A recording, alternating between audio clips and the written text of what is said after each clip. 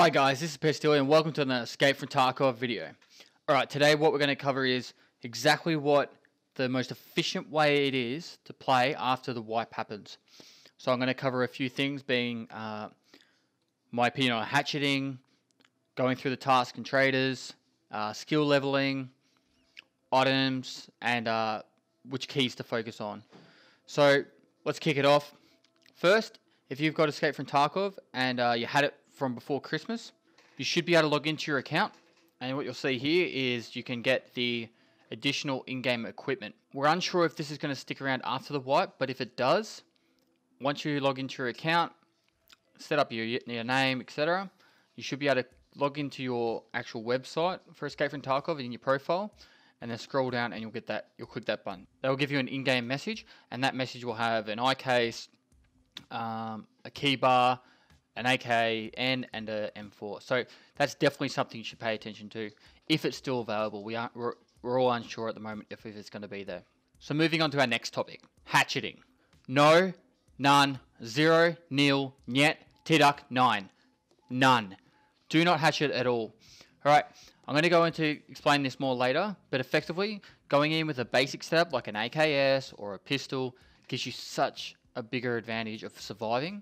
A pistol, you'll still move quickly, and a basic setup, you'll still get plenty of kills. And I'll go into reasons why you shouldn't bother on marked room runs or anything like that. Pretty much why you shouldn't hatchet. I'm going to go into further details, so we'll go into that later. Alright, so moving on to our next topic. Tasks and traders. So after doing some basic math, I added up all the XP gained from doing all the quest lines with Propane, Skier, Therapist, and Peacekeeper.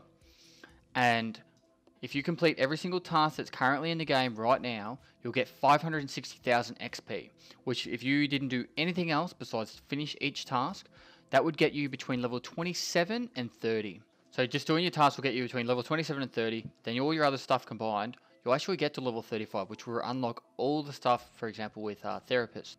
Now, things to note about after the wipe. It's already said in the patch notes that there's going to be a change to the first skier task, being the Fort Armour and Kiver. Unsure on what that is yet, but I've got a feeling either the timer's going to go or the quest itself might get pushed back a little bit. So we'll still got to wait to find out exactly what that is. As well as that, with the Peacekeeper last task being the get snipers to level 7. Obviously, I've got that into the equation of all the XP, but there was only about 10 to 20,000 XP. So you're still going to get 540,000 XP from all the tasks. Still plenty to do with that.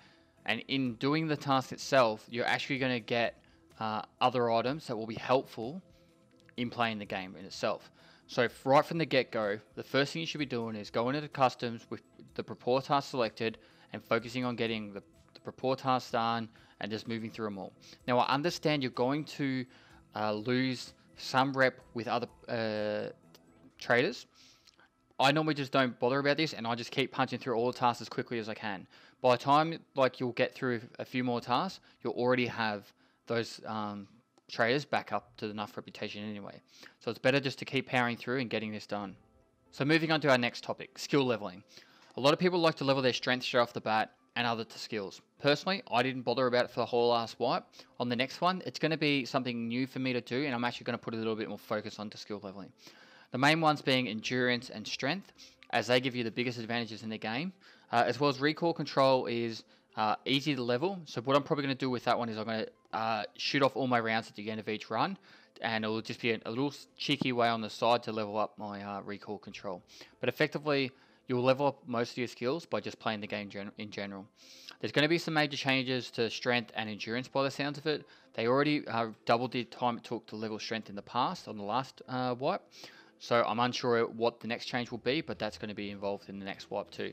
So I don't know if it's actually the leveling process or the task the skill in itself, if it'll be about that. Okay, so moving on to items. What I do when I play the game is I'll clear through the maps and I'll be looking for items as I go. Now, if I find any of the task items, I'll be making sure I put them in my container or in my backpack, and then keeping a collection of these in my stash for when I get up to that quest. Now, in my description below, I'm going to have a full list of every single item you acquire in the game, as well as that, if you do get the access to the eye case through the Christmas gift, I would suggest putting all the task items in there, because then they're kind of out of the way, and that's how I did it last time. My next priority for items is either high value items for selling and then high value items for use. Now, the way to work this out is, like, for example, like bitcoins, rollers, cash, all that kind of stuff is your high value items for selling. Obviously cash you keep, just how it is. And then high value items for use. So, you know, your Fort Armours and your M4 mags, your 60 round M4 mags, anything like that is counted as a high value item for use, like someone who's got a fully kitted AKN. They're the ones you want to focus on. Don't worry about looting too much of the little items. Worry more about your high value items. And so getting onto keys. Now, I try and collect one of every single key in the game, which is always important to do. And the best way to get keys, I've found, is just looting scav backpacks. So if you're looting scavs, every time you kill scavs, they've got a backpack on, quickly check it, search it, and you'll get keys that way. Other ways of getting keys is your filing cabinets as well. Now, moving on to some specific keys. You've got your factory key, which spawns in the dorms and also in what I call the factory warehouse of customs out the back near the baller spawn. I wouldn't specifically run, for example, I wouldn't specifically hatchet run for those keys, but if I'm passing that area, then I definitely go check for the keys. For example, with the marked key. So once you finally get the marked key, you're like, awesome, I can go farm the marked room. Now, using that theory is, if you go in with a hatchet and try and run to the marked room, there's a good chance you'll die, and the main items you're after is like your key bar and that. You're better off just doing tasks, and then every time you go past the dorms, go into the marked room on the way. Okay, sometimes people have already been there, other times they won't. But at least it's like killing two birds with one stone. You're being proactive on doing something with the chance of getting something as a bonus. Instead of just running hatchet runs. Like, yeah, some people might get some really good gear in that from it, but effectively it's not worth it, because the faster you can get your level 4 traders, the faster you can get onto doing other stuff in the game, and you can be fully geared before other people. So, moving on with the resort keys, pretty much the way I'm going to do it, every time I'm in shoreline, if I'm moving past the spot that has a spawn for a resort key, I'll try and loot it that way. However, I won't go out of my way. I got a lot of my keys are actually for the resort through scav backpacks, and I'm going to continue on doing it that way. One of the tactics I'll probably end up doing once I've done most of my tasks is I'll actually go into factory either by myself or with a group.